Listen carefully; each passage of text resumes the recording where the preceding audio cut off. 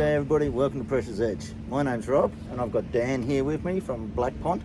G'day. Dan's a naval architect, and what we're doing today is we're going to be going through this boat and we're going to be scanning it to get enough detail together to put together a set of plans so that we can get the structural integrity of the boat right and everything else. So when we get rid of the stern drive, do a hull extension out to the back here that we're standing at now, we can get all of the details right. So we've got the scanner here. We've just gone through and done all of that, but Dan's going to give us a bit of an overview of what this thing actually does and why we've done it.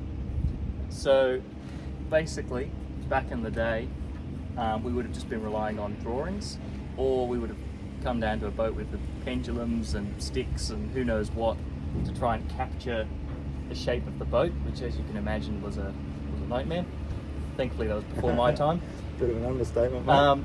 So basically, what this laser scanner does is sit it in place, it spins around, it spins as well, shoots a laser, captures literally millions of points, then it spins around again, takes photographs, then it applies the color to those points, and what we end up with in the end is we can basically put a 3D model of this boat that's accurate to plus or minus 1 mil in the computer.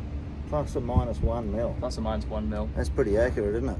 And then that's impressive. We can put gyros, draw engine beds, design hull extensions. We can do anything on the computer then and work out the volumes, work out the weights. It just makes our life very easy, basically.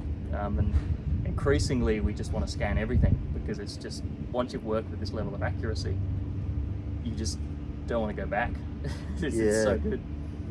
So what we want to do with this boat is exactly as Dan said, get all the weight right and everything else, get gyros sorted out, get the fuel tank in the correct position, make sure that the boat, and I guess the displacement of the boat is going to be set up right with the outboards on the back of it.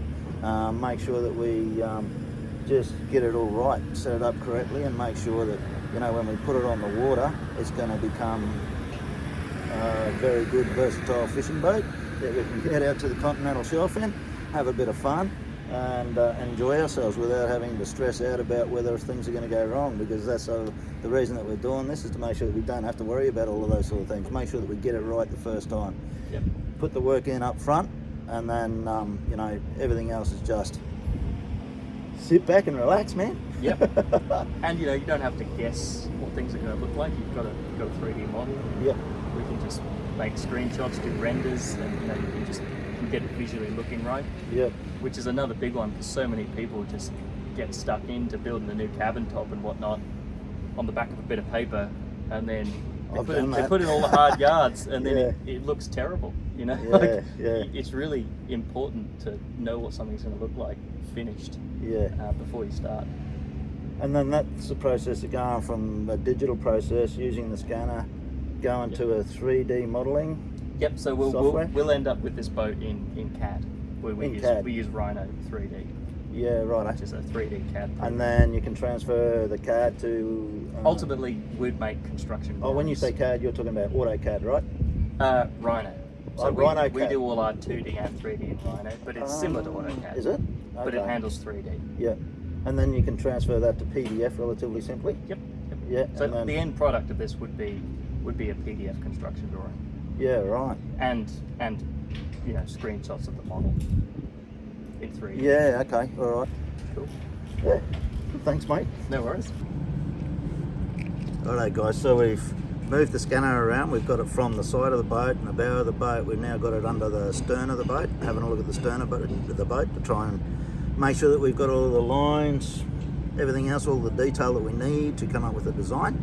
So the little scanner, obviously you can see right here.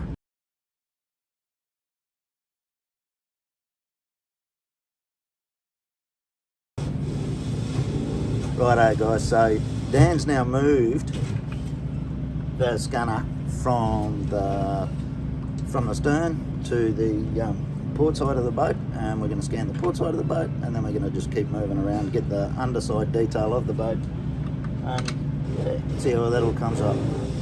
So we'll keep moving with it. I'm not going to do too much of this, so we'll just keep moving with it. Hey Dan, smile. There you go, guys. So we've moved again. We're around the starboard side bow now. We've got the scanner out again. Just trying to complete all the dots and get the picture, put it all together.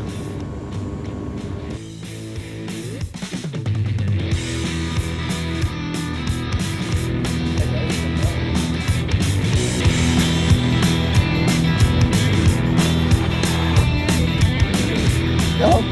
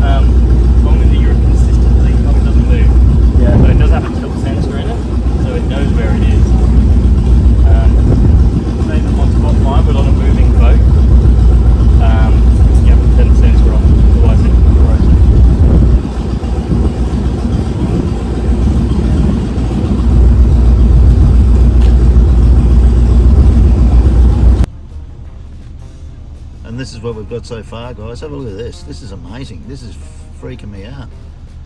That's my boat there. So you can see the 3D model as Dan 360 degrees, just rotates it around, it pins it all together. You can see my cyclone straps on it too, eh? Oh, you can see right up inside the boat and everything. Yep. That's impressive technology, isn't it? So yeah, got me in the scan. But we were moving around a bit, so you've got 3 bodies. That is so cool, though. Have a look at my tiny little boat next to that Viking next door to it, guys. The Vikings come up in the scan too. That's pretty cool. I'm impressed. Yeah, we've captured a few boats over the years inadvertently.